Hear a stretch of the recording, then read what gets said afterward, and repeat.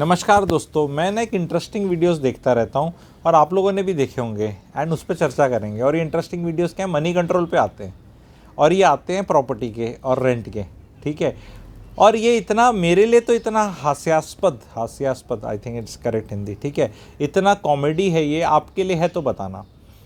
उसमें हमेशा किराएदार की बात होगी, एक प्रॉपर्टी का प्राइस होगा और एक किराया होगा, और उसको उनका एक एंकर है, वही घूमता है। अभी गुड़गांव में एक वीडियो हाल ही में आया है, 9 करोड़ की विला 90,000 रेंट। उनका देखो बेसिक सटल पर्पस पीछे से यही होता है कि देखो इतनी महंगी प्रॉपर्टी और इतना सा रेंट, और वो रेंटल यील्ड कितनी 1% 1.5% करके दिखाते हैं, या हद मारो 1.25%। और सटल मैसेजिंग रहती है कि फिनेंशियल एसेट्स में रहो, शेयर मार्केट में रहो, म्यूचुअल फंड में रहो, क्योंकि यही तो मनी कंट्रोल है, यही तो है। क्योंकि ये 99 एकड़ थोड़ा है। अब 99 एकड़ को ज़रूरत नहीं पड़ती इस तरह का दिखाने के लिए कि कौन कितने दीवान हाउसिंग फाइनेंस लेके बैठ गया, कौन वो ना रियल एस्टेट वाले वीडियो नहीं बनाएंगे। नमस्कार जी, आपने कब कौन से शेयर में लिया था, कहाँ बर्बाद हुए हैं आप। अच्छा, दीवान हाउसिंग भी लिया था आपने, IL&FS भी लिया था। अच्छा, वो वाला आपने पुराना वाला वो कोई एक स्टेंट वाली कंपनी आती थी, वो बड़ा नाम फेमस होता था उसका, मैं याद आएगा तो बताऊंगा, उस वाले का शेयर लिया था। या जो मतलब कंपनियां पिट चुकी होती हैं, जहां मतलब कहीं कुछ है नहीं जिनका, ठीक है, उनके बारे में, जहां स्कैमों में फंस गए। वो एक UTI म्यूचुअल फंड का बहुत पहले कभी स्कैम हुआ था, हर्षद मेहता का हुआ था, केतन पारिक का हुआ था। तो उनके जाके सबके इंटरव्यू लेने लग जाओ कि भाई ये वाले ये वाली कंपनियों के शेयर्स लिए थे। ऐसा वो नहीं करते, क्योंकि रियल एस्टेट अभी मार्केट में बहुत अच्छा कर रही है, और रियल एस्टेट करने से चोट लग रही है कई लोगों को चोट लग रही है। तो वो नैरेटिव बनाना पड़ता है। क्योंकि मैं क्यों बता रहा हूँ कि भाई साहब 6 लाख का कोई EWS का गुड़गांव में एक कमरा 3-4 साल में 22, 24, 25 लाख का हो गया, और फुल्ली फर्निश का 24,000 25,000 रेंट आता है। तो भाई साहब रेंटल यील्ड कितनी हुई? 50%। क्योंकि अगर 6 लाख की चीज़ पे साल का 3 लाख रेंट आ जाए तो 50% है। ये क्यों नहीं दिखाते ऐसे कुछ लोगों को? या अफोर्डेबल हाउसिंग में भाइयों बहनों, जिसने 25 लाख की ली थी गुड़गांव में, सन सिटी का सेक्टर 102 का प्रोडक्ट देख लो, टुलिप लेमन सेक्टर 69 का प्रोडक्ट देख लो, 2 BHK, ठीक है, और या उनका 76 के अंदर सन सिटी का एक प्रोजेक्ट है। भाई साहब 4 बैगर्स हो गए हैं, और रेंटल यील्ड आती है उनकी 15, 16, 18%। 20 लाख का लिया हुआ 2 BHK 65, 70, 75 लाख का हो गया है, और उसमें रेंट आता है आप ये देख लो 35-40 हज़ार रुपये फुली फर्निश्ड का कई जगह। ये एग्जाम्पल नहीं बताएंगे, ये सीधे एग्जाम्पल कुछ और ही बताएंगे। एंड ये एक बहुत बड़ा तमाशा है, और जो इनके चक्कर में बहुत लोग अब SIP और इन सब चक्करों में लग गए, और उनकी रियल एस्टेट की जर्नी खत्म होगी। 1 करोड़ की चीज़ पिछले 4 साल में कोई से शहर में पकड़ लो, ऑन एन एवरेज 2 करोड़ की होगी है। कौन आदमी अब ये 1 करोड़ एक्स्ट्रा बीट कर सकता है SIP रिटर्न से? आप लीवरेज यूज़ करके कर लेते। प्रॉपर्टी लेने के लिए 1 करोड़ की आपके पास 10, 15, 20 लाख होने चाहिए, और लोन टेकिंग कैपेसिटी होनी चाहिए। लेकिन अगर मेरे को SIP करनी है, म्यूचुअल फंड करना है, तो 10 लाख रुपए का म्यूचुअल फंड के लिए 10 लाख होने चाहिए, और 10 लाख हैं तो 10 लाख का ही ले सकते हो। कोई आदमी 10 लाख के म्यूचुअल फंड से 15 लाख का म्यूचुअल फंड नहीं ले सकता। और अगर ज़्यादा शेयर ले सकता है तो लीवरेज पोजीशन है, फ्यूचर ऑप्शन के तहत है कि उसको स्क्वायर ऑफ करना पड़ेगा। उसमें सारे का सारा का बड़ा होने का पूरा चांस है कि 10 लाख भी जीरो हो गए आपके।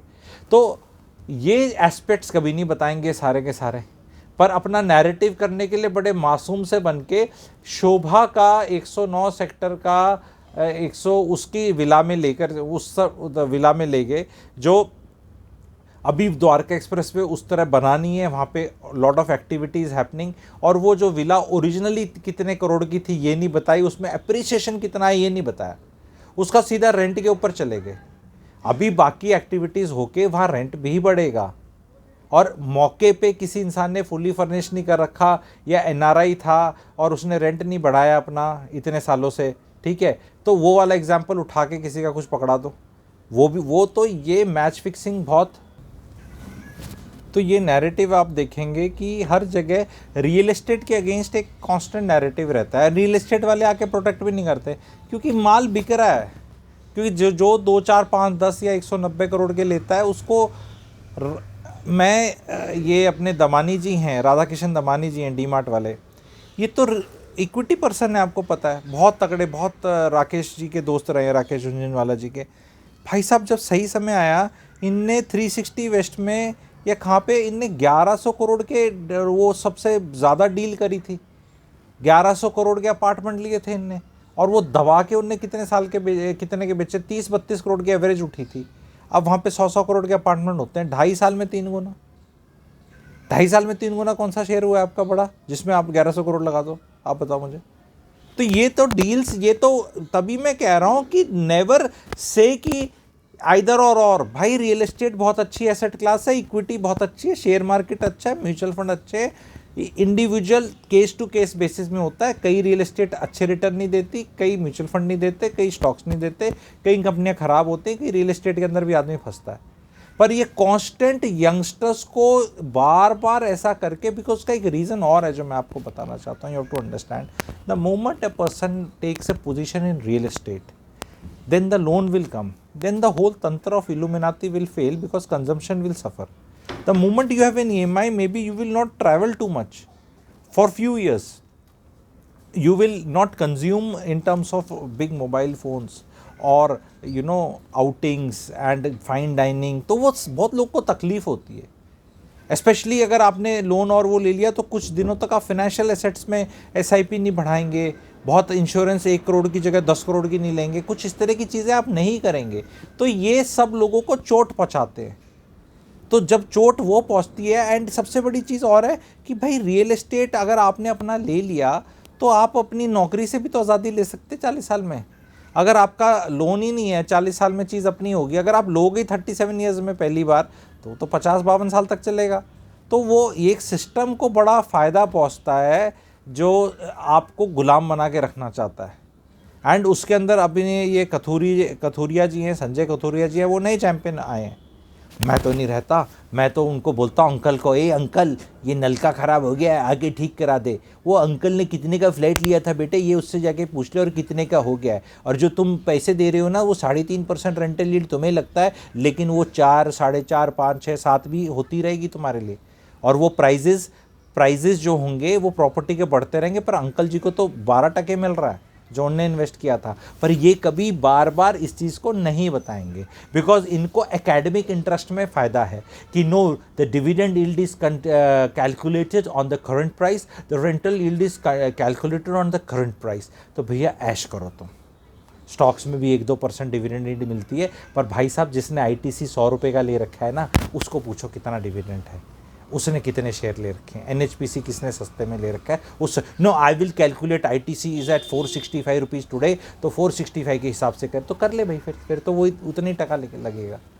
फिर तो कभी भी कुछ भी मत लो ना, कहीं कुछ भी मत लो फिर तो, क्योंकि कैपिटल एप्रिसिएशन से आप सेटिस्फाइड नहीं है और रेंटल इनकम से सेटिस्फाइड नहीं है, कैश फ्लो से सेटिस्फाइड। मुझे एक चीज़ बताओ, अगर मैं एक प्रॉपर्टी आप लेते हैं 1 करोड़ की और उसकी EMI 85,000 है, लोन लिया मान लो, लेट से 1 करोड़ का लोन लिया, ठीक है, तो वो EMI 1.5 लाख की तो नहीं होने वाली, वो इंटरेस्ट रेट के ऊपर 2-3 हज़ार ऊपर नीचे हो जाएगी, लेकिन 1.5 लाख की तो नहीं होने वाली।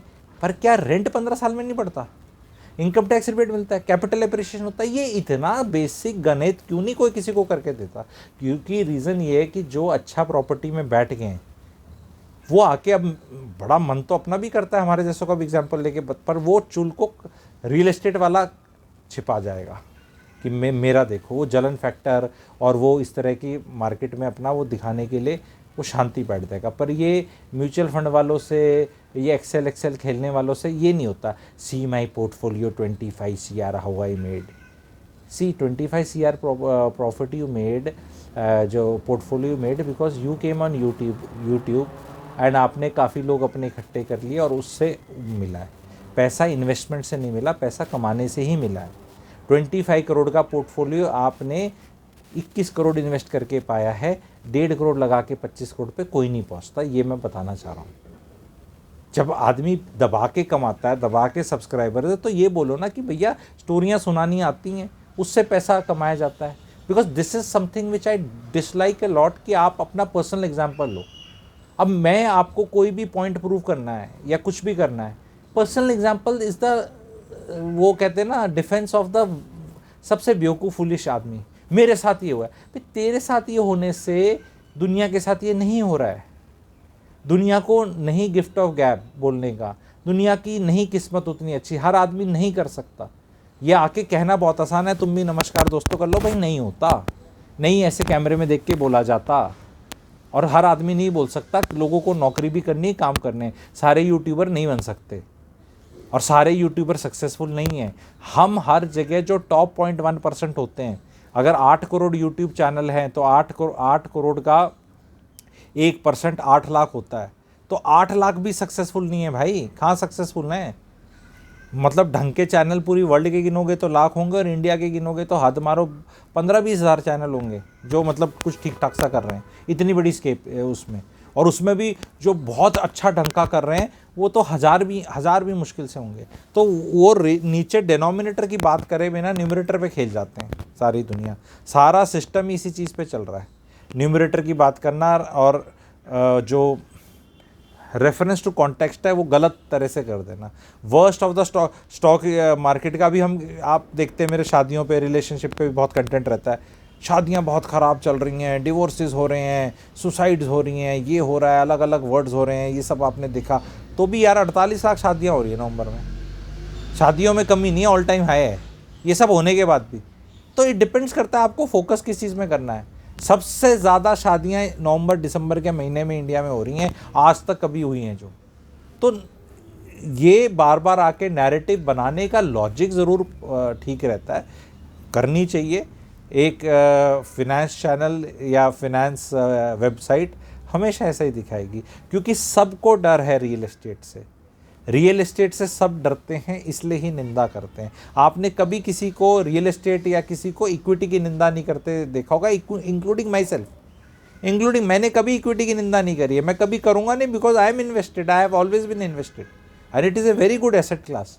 What we need to know is which asset class we understand, कौन सा प्रैक्टिकल लाइफ में सुख दे देगा, इक्विटी कब रखनी चाहिए, कितनी रखनी चाहिए, किस हिसाब से रखनी चाहिए, और कैसे पोर्टफोलियो बनाना है। घर लेके रेंट से एसआईपी क्यों नहीं कर सकता, एसआईपी करके घर क्यों खरीदना है? सिंपल सी चीज़ है मेरा logic. Because ultimately once somebody, बीच में किसी का मिसहैप हो जाए लाइफ में, तो घर वालों को घर दिख जाता है, वो एसआईपी और म्यूचुअल फंड और फोलियो नहीं समझ में आते, और उनका करना क्या है पता नहीं। हिस्टोरिकल वेल्थ जनरेशन्स में प्रॉपर्टी के थ्रू आई है, किसी की म्यूचुअल फंड के थ्रू आई तो बता दो, पता ही नहीं करना क्या है। फिर वो स्टोरियाँ सुनते रह जाते हैं, अगर विप्रो के शेयर उसने लिए होते तो एक इंसान ने लिया था, आज तो कोई इंसान मिला नहीं जिसके ऐसे थे, स्टोरियाँ ही हैं वो सारी। उसने नहीं बेचा तो अगर बेच नहीं होता तो उससे बोनस इतना मिला, फिर स्प्लिट हुआ, फिर बोनस मिला, फिर डिविडेंड मिला, उसके इतने के शेयर इतने के हो जाते। भाई ये तो शेयर वाली स्टोरी सुनी है, पर प्रॉपर्टी देखी है लोगों की होती हुई, और उन प्रॉपर्टियों के रेंट को अगर म्यूचुअल फंड में इन्वेस्ट करो या आज भी ETF में करो तो भी बहुत बढ़िया पोर्टफोलियो हो सकता है। तो आई होप आप लोगों को इस चीज़ पे क्लैरिटी होगी। लाइक करिएगा, शेयर करिएगा, चैनल को सब्सक्राइब करें। Thank you very much.